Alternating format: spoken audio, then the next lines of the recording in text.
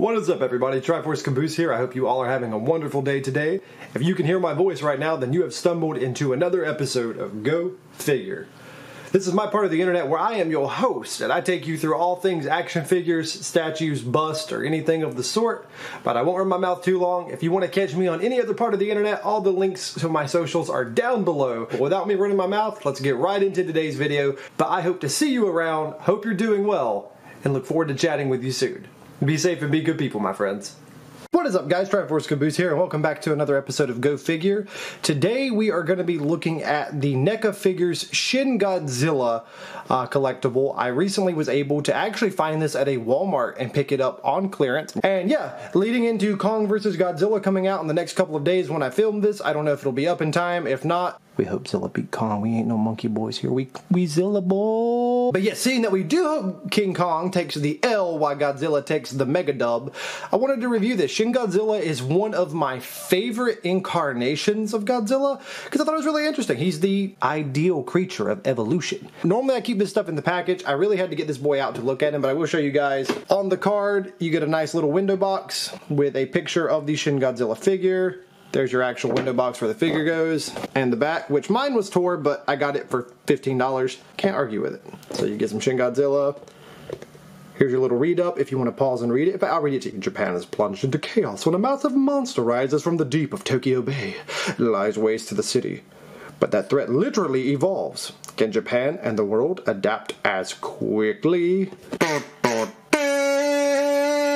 So yeah, this is the Shin Godzilla figure, and there's a few things I don't like. Overall, I think the figure is a solid purchase for the price point I got it for. I think even on up for a little bit higher price point, it's magnificent, but we'll talk about that. But more importantly now, let's get this figure off of the stand and into the hand. Also, wanted to drop a quick disclaimer before we get into this video. My lighting setup, it's still kind of a mess because I just reviewed an AEW full-scale wrestling ring figure, and I had to rearrange my light setup in such an awful way, so the lighting quality may vary in this review. My next reviews should be back to my normal lighting process. So just wanted to let everybody know in case there are a few wonky lighting visuals throughout the video. I appreciate you guys' patience and bearing with me on that, and I love you guys. So getting into this figure, without even putting its tail on, it is a massive figure. This thing has some pretty hefty weight to it.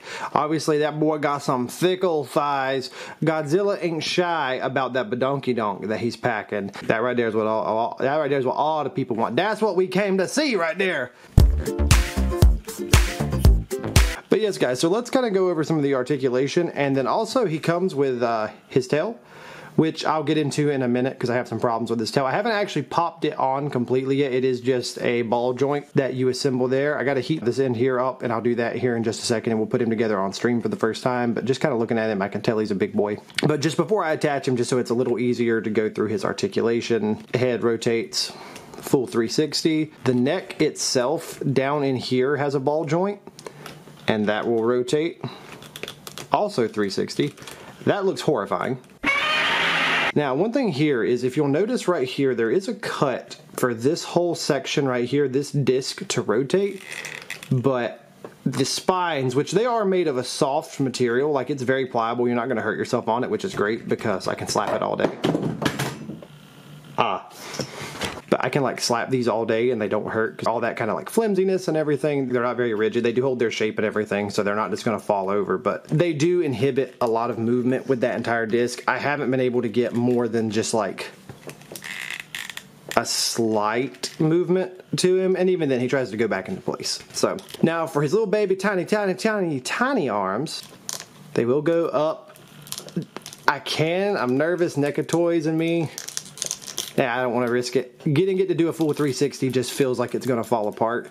It will go out that far. This is the most pitiful arm articulation. He can bend his arm almost a 90-degree angle.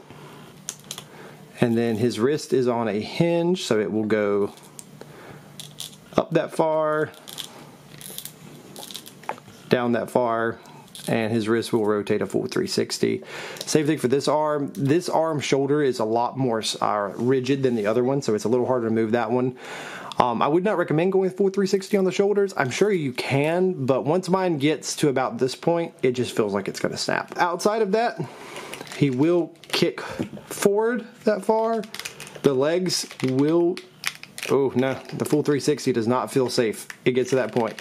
So in that case, he'll kick back that far, not very far at all. His feet will rotate a full 360 until they hit the tail. So I guess while they can do a full 360, you're not really going to do it. And his feet will go down that far and up that far. Getting down to his tail, it's sectionated. You can rotate this top piece. That one actually, well, I don't know. You can get it, I'd say 180. I don't think doing 360 on that would be smart.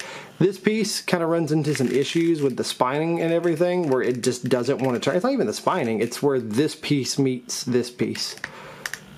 And it kind of stops it. You can kind of wiggle it up and down for a little bit. But the tail, this part of the tail is not really going to do anything. Getting to this part of the tail, as you can see, it is just another ball joint that pops together. That will go at easy full 360. It'll bend down that far, up that far.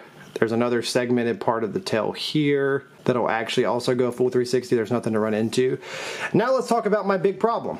My big problem with this tail is right here. My boy tail broken. That is broken into 2 segmented pieces. And I don't know why. I don't know why they chose to put it in like this where the spinal sculpts will not allow for it to go up at all. Because as you can tell, like if you have it upside down, there's no spines there, it can go up. This right here, the molding piece, is not great. And then the actual tail, it has some good paint apps overall. For those of you that have seen Shin Godzilla, you know, spoiler alert, the tail is its own being. There's kind of a little bit, let me see if I can get it to focus. There's kind of a little bit of a face at the end of it, but it just feels like they kind of went really, really simple on the sculpt. It doesn't really look like anything. It just kind of looks like a burnt hot dog hanging off the end of his butt. So now, I take my Shin Godzilla tail and my Shin Godzilla figure, and by the power of polymerization, I fuse them into... I'm gonna get the heat. Shin Godzilla in all of his... Ow. All of his gigantic, thick glory, and already, look at that tail. It looks so broken right there and that right here. This is the biggest complaint of the figure for me. As far as articulation goes, it doesn't have to have a lot. It's a Godzilla figure. I don't need him sitting crisscross applesauce. I don't need him doing toe touches and burpees. I don't need him doing cartwheels. He needs to stand there with his mouth open, which I forgot to say. You can straight up open this boy's mouth. And they did a good job of making it look wet and fleshy inside. I don't necessarily like that, but it looked good. Looked like a Godzilla figure. It looked good. Now, as far as paint applications, they're good. I mean, he has this nice umbrage, like burnt umbrage color.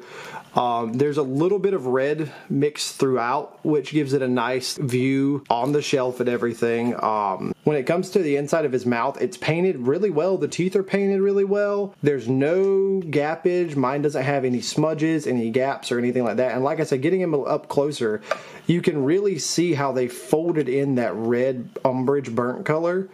That really just makes it seem like he's a nuclear being. We don't talk about between the spines.